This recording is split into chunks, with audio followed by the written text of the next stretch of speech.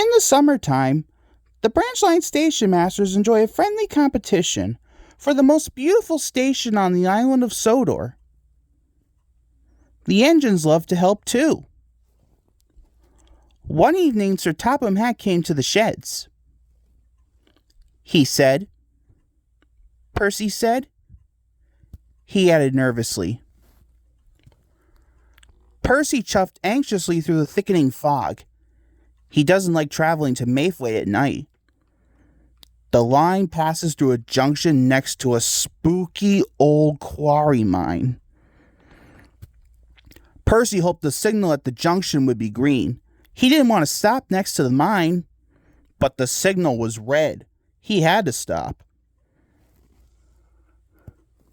Suddenly, he saw something. Cried Percy. His driver hadn't seen the old chimney sink into the ground. The signal changed. Percy was so scared, he steamed away as fast as he could. The next day, Percy was telling Donald and Douglas about the disappearing chimney. Teased Donald. Said Douglas. Percy didn't want to believe them, but he wasn't sure. Sir Topham Hatt was waiting for Percy at Dry Station. He said.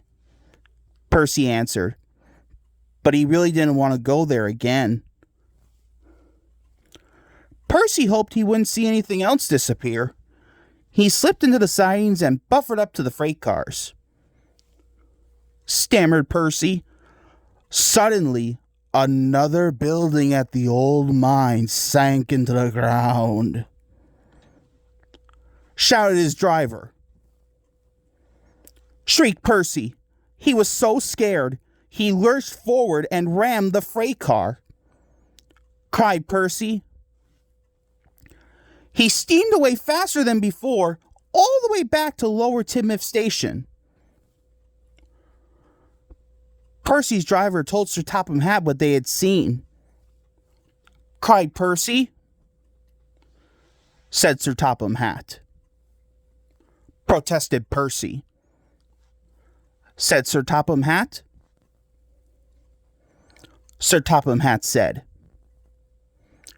And he ordered Percy to return immediately and get them. Percy was scared, but he knew he had to be responsible, so he carried on. He waited for something else spooky to happen, but it didn't. And Sir Topham Hatt was right. The garden gnomes weren't scary at all. His driver and fireman collected the gnomes, and Percy took them straight back to Lower Tidmouth Station. Later that week, the station master thanked Percy. Percy was very proud.